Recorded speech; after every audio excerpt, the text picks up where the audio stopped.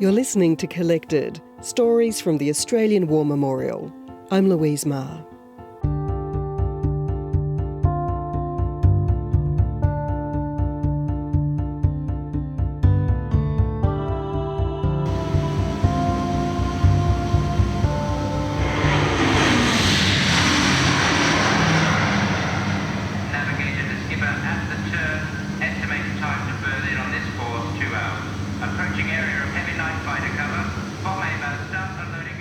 Certainly there were a lot more gunners killed than other members of the crew, in the sense that the fighter would always try to take the rear gunner out first. He was the most vulnerable.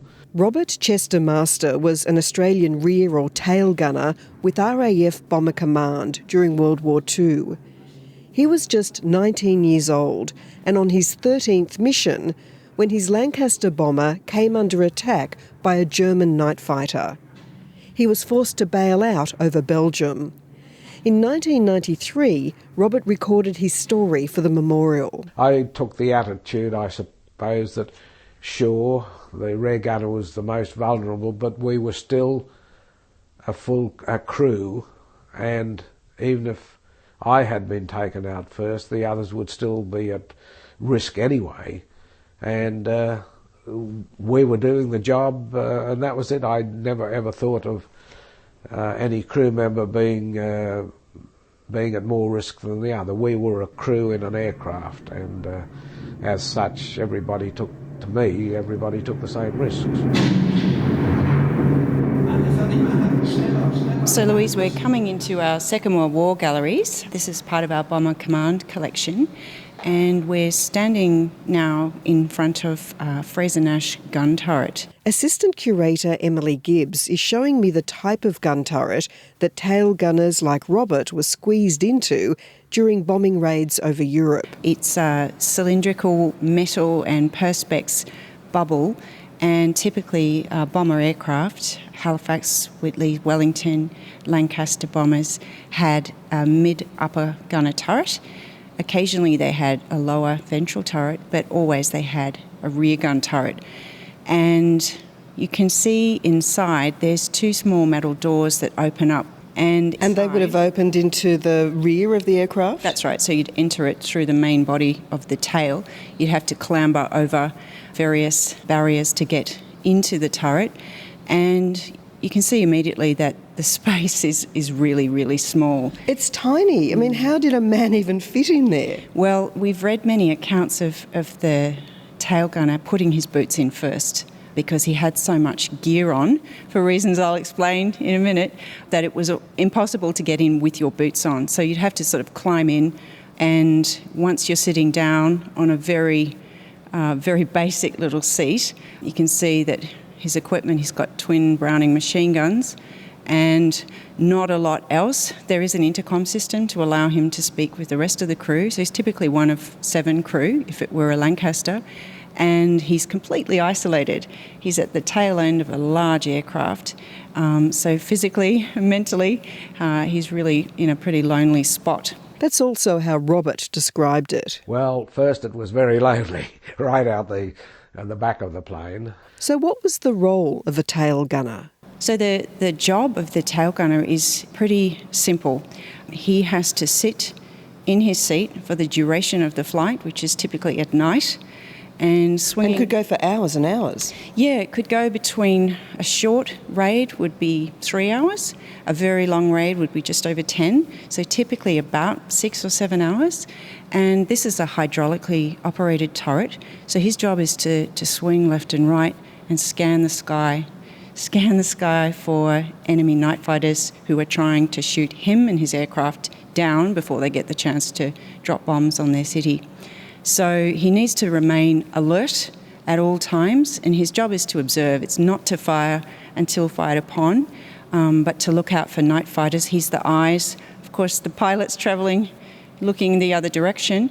So if he does see a night fighter, the second important role of the tail gunner is to call for evasive action. So he's the eyes of the pilot.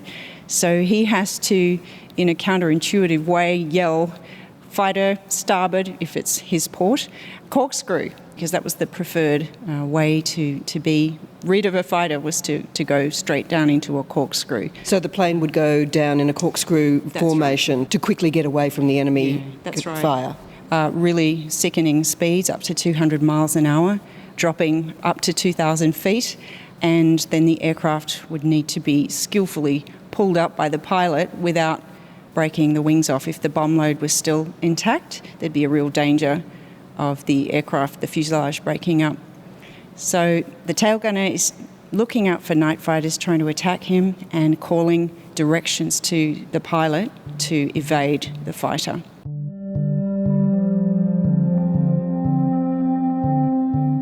You know, when you think back now, you realise how appalling the conditions were, but at the time you just accepted it as part of your life.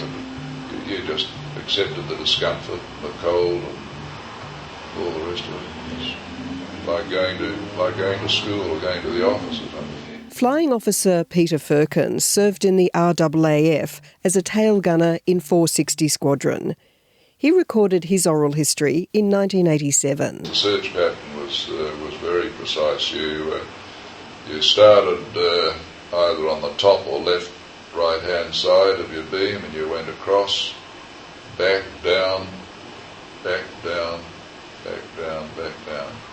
Then you started all over again. You swung from side to side for the whole operation, going up and down, and keeping sure that you looked underneath, you know, for the 88s that came in underneath you and fired up. Certainly, being a member of Bomber Command is the most dangerous job that Australians faced in the Second World War. Dr Lachlan Grant is a senior historian at the memorial.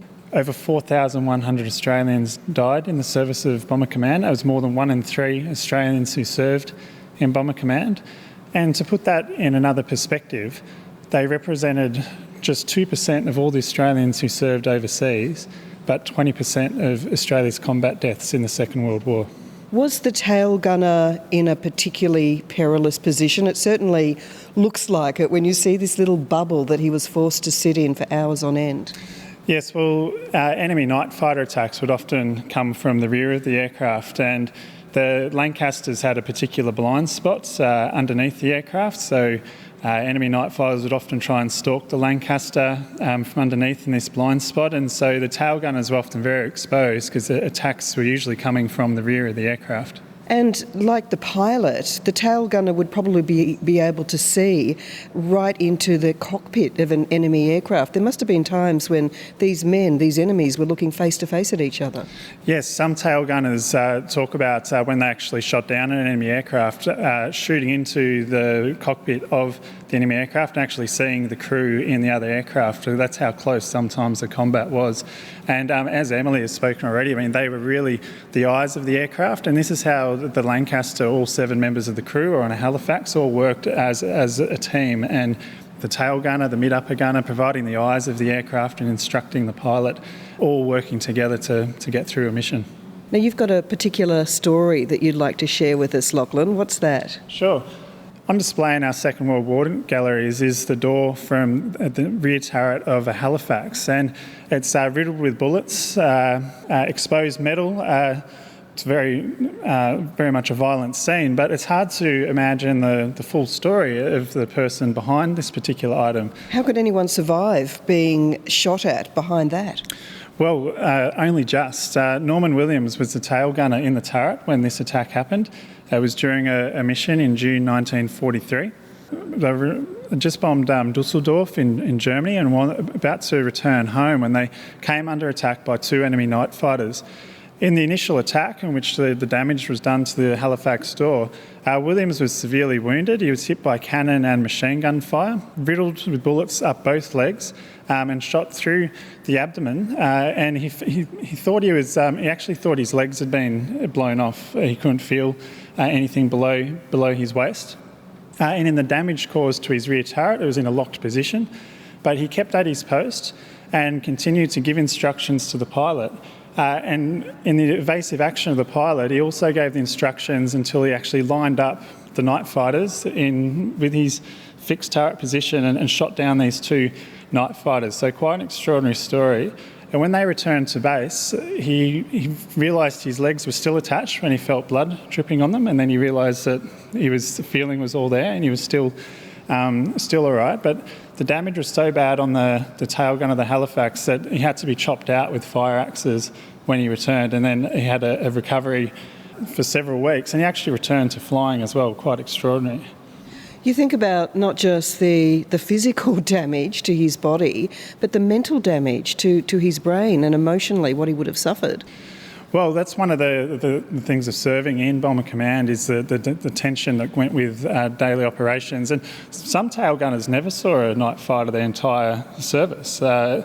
Norman Williams was in a different situation. His Halifax came under attack at least on 12 occasions, and he's got quite a notable record. He shot down 4 confirmed night fighters, damaged 2 others, with 2 other probable destroyed, which puts him in a category usually only obtained by a fighter pilot in shooting down that many aircraft. Did Norman Williams survive the war? Yes, he did survive the war, and he was awarded a Conspicuous Gallantry Medal, and this went alongside a Distinguished Flying Cross. He had been awarded for an early mission and the bar to his Distinguished Flying Cross for completing a tour. And this attack occurred during his second tour of operations with Number 35 Squadron, Royal Air Force, which was an elite Pathfinder squadron. Emily's got a bit more to add to Lachlan's incredible story about flying ace Norman Williams. The Leeton District and Historic Society were good enough to put me in contact with the family. I was hoping at best to speak to a grandchild, perhaps a child, but they put me straight through to his widow, who's 91 and still lives on the soldier settlement block in Barham on the Murray that Norman acquired post-war. And she talked about her life, her marriage, his wounds, which didn't have lasting effects. But interestingly, post-Korea, another conflict he served in, a blackish mark festered on his leg, and it festered away for some time, and eventually a 2.5 centimetre piece of shrapnel came out. And that was from the attack that Lockie's just described to you. Amazing.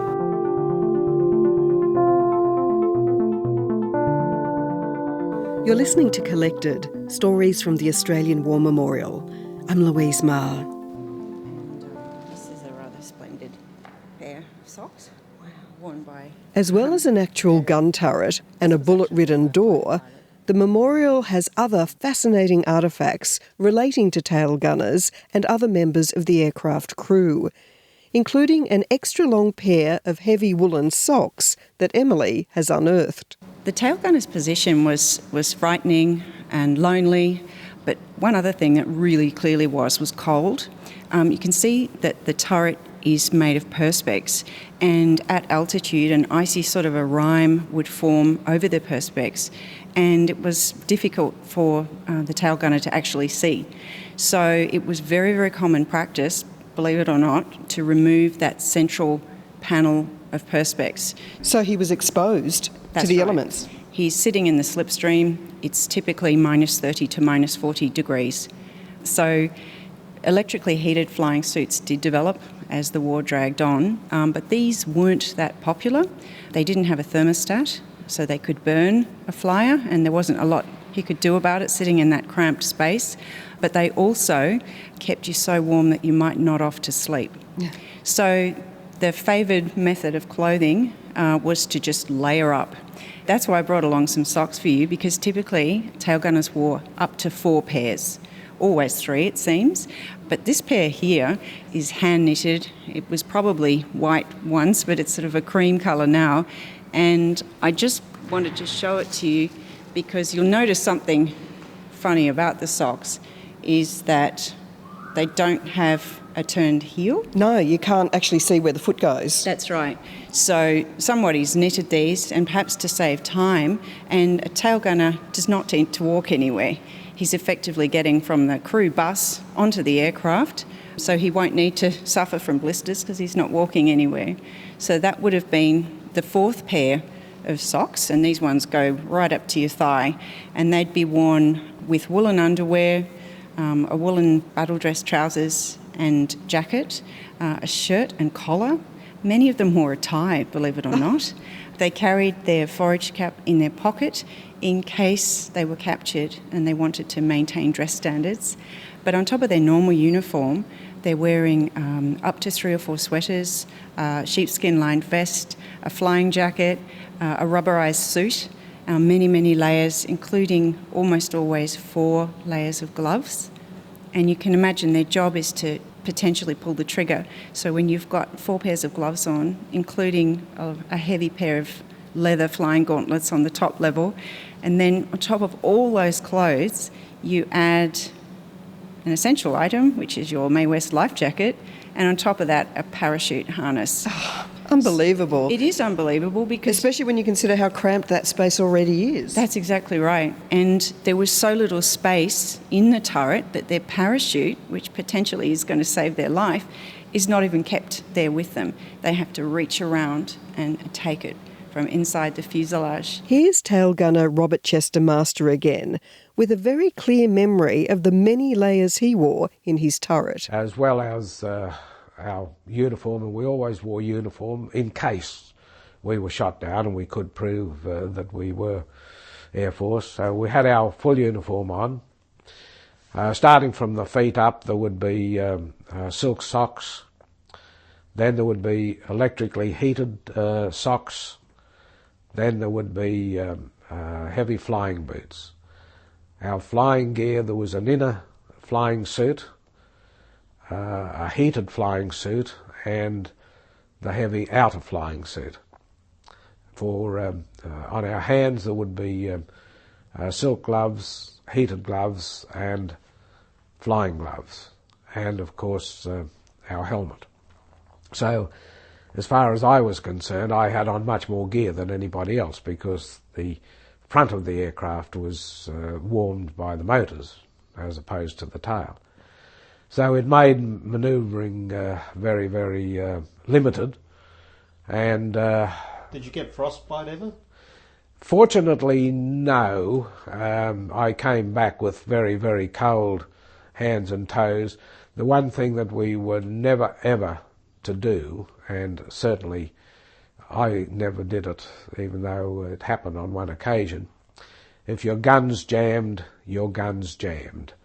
Because if you took your gloves off, if you couldn't free the jam with all your gloves on, you just let them stay. Because if you took the gloves off and tried to handle the metal, your hand would just stick to the metal.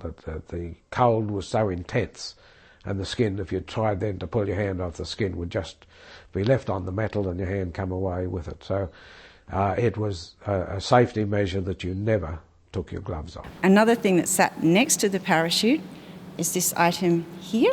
Which looks like a very old kind of thermos with a cork stopper. That's right. It's a pretty wide-necked metal thermos with a big glass receptacle. And we've got a lovely photo in our collection of a RAF ground crew filling up dozens and dozens of thermos before a flight. With tea or soup? Well, it doesn't specify in the photo, but it was tea, coffee, cocoa or bovril. But I read an account recently of a tail gunner who said it was great to have these thermos, but one, he could not screw the lid off because his hands were so cold, and two, it was impossible to drink anything in the turret because it was so windy because of that slipstream. And the mouth is so wide. That's right. It probably wouldn't have lasted as a warm drink for very long. Emily, there's a rather unusual item over here. It looks like, well, it's black. It looks very sheer. Actually, I've got to say, it looks like a pair of ladies' panties. Yes, you're right. In fact, it is. We have a pair of black chiffon knickers, and these were carried as a lucky charm or a mascot by 218 Squadron. And when that squadron was disbanded in 1944, they actually raffled off these lucky pants, and the winner was a flying officer, Leslie McAlpin. Lucky charms or mascots were really quite an important part of the crew kit, whether individually or collectively as a crew. The life expectancy of a crew in Bomber Command was not terrific, and the tail gunner's life expectancy was perhaps even worse. So we've all read accounts of crew getting really agitated on the bus going to the aerodrome because they've forgotten the lucky charm. Lucky charms may have been a doll or something like a pair of ladies' pants. With these little bits of red embroidery around the bottom. They're really, really gorgeous. Yeah, the scalloped edge, hand finished. And you've got something that's more traditionally associated as being a lucky charm. And I've got to say, I think it's the smallest item I've seen to date in the Memorials collection. Yeah, it's pretty tiny. We also weren't expecting it to be so small, but it's a lovely story. It's a tiny black cat. It's made of plastic. The cat's wearing a little collar with a jewel, and there's a clasp on the back, which meant it could have been worn around the neck, perhaps. But at any rate, this was carried by an Scottish-born Australian navigator, and he was part of 156 Squadron on a raid to Berlin when their aircraft was hit by flak, caught on fire. Most of the crew were able to bail out, but only 2 out of the 7 survived. And Norman MacDonald, who was carrying this little black cat, was picked up by Germans once he was on the ground, and he was imprisoned in Stalag Luft 3 for the duration of the war, but he made it home. With his cat? With his lucky cat? Yeah, which we've got now in our collection. So it's a lovely little thing. So much about survival was based on skill and resilience, but luck certainly played a part, especially if you were shot down. Would your parachute open? Would you land safely? Who would find you, and what would happen when you were discovered? Robert Chester Master certainly had luck on his side after his plane came under enemy attack. It was the night of August the 13th, 1944, and the crew was returning from a bombing raid. We're flying along quite happily and quite comfortably, and all of a sudden the green traces came out of the night sky straight towards me, and I realised we were under attack, although at that stage I had not seen the enemy aircraft. And I immediately gave the order to the pilot to corkscrew, and I returned fire immediately and was able to follow through, and particularly as he broke away I was able to give him quite a long burst, and I could almost see, or could see, the pieces of metal flying off the aircraft. And subsequently I was credited with having destroyed him. It was a Ju-88, a Junkers night fighter. And it would appear that, it appeared at that time that he had been not able to get us. He'd missed us. Everything seemed to be quite all right. All controls functioned at the front of the aircraft, and we just kept flying along. But gradually things did go wrong, and elevators started to pack up, motors started to pack up, 3 engines, 2 engines. We weren't particularly worried because we had flown on 1 engine before, but then of course we realised also that these were inline and not the Hercules. But our height was, originally we were at 22,000 feet, but we were losing height much more rapidly than was known, because the instruments had also been shot about. And when the pilot finally gave the instruction to bail out, from the rear turret you could, with great difficulty, bail out from the turret by turning the turret to port or starboard, opening the doors and getting out. But the danger was always, with so many clothes on, that your feet would get caught in the control column, and you would be left dangling, and that had happened before, not with me, but it had happened with rear gunners before. But really the instruction then was to get out into the fuselage and go out the side door. Well, the parachute for the gunner was strapped in the fuselage. You couldn't wear it in the turret, you only had your harness on. So by the time I got the parachute from its mooring and got out to the rear door, and the rear door was open, which indicated that the mid-upper gunner had gone. And by the time I got there, we were very low. I could, through the light, I could see that the ground was coming up very fast, and I estimated that it would have only been about 700 feet. Robert landed in the dark with an injured leg in a field of haystacks. He was rescued and hidden by the Belgian resistance and eventually made it back to Britain. The other crew members also survived, except for the pilot, who was killed when the plane crashed. The memorial has on display an object that graphically represents the huge loss of life in Bomber Command. Senior curator Shane Casey explains. It's just behind us, Louise. It's a German aircraft tail fin, and it's a very important tail fin in that it was part of the aircraft flown by a man called Schnaufer.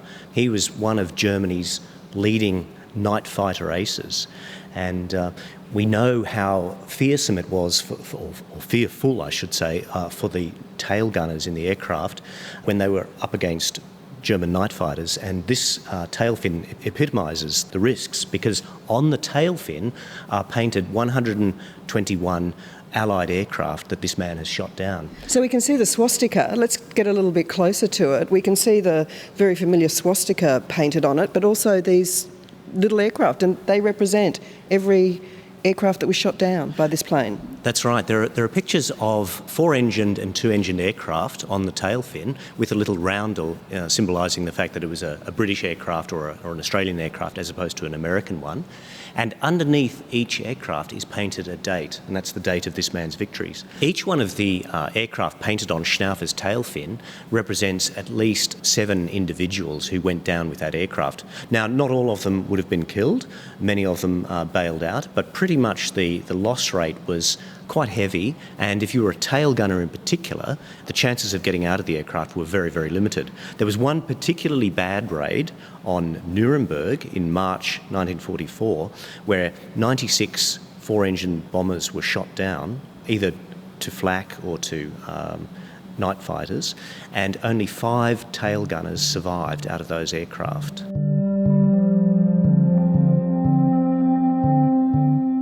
Survivor Robert Chester Master went back to Belgium many times to thank the people who'd saved his life and to pay his respects at the grave of the pilot who'd kept his plane steady while his crew bailed out.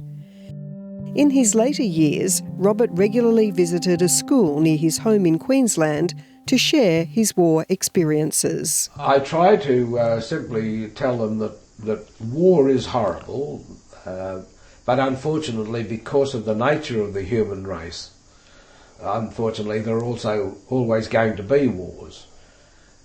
But we should try where we can to prevent, but we should never walk away from an aggressor trying to take over our way of life.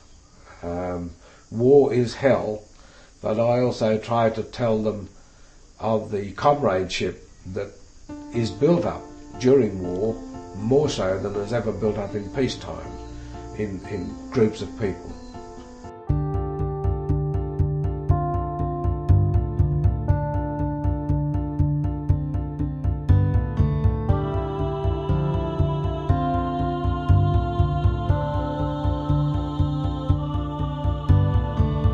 Thanks for listening to this episode of Collected, Stories from the Australian War Memorial. I'm Louise Maher. You can subscribe to the series by going to the Memorial's website or wherever you get your podcasts. See you next time.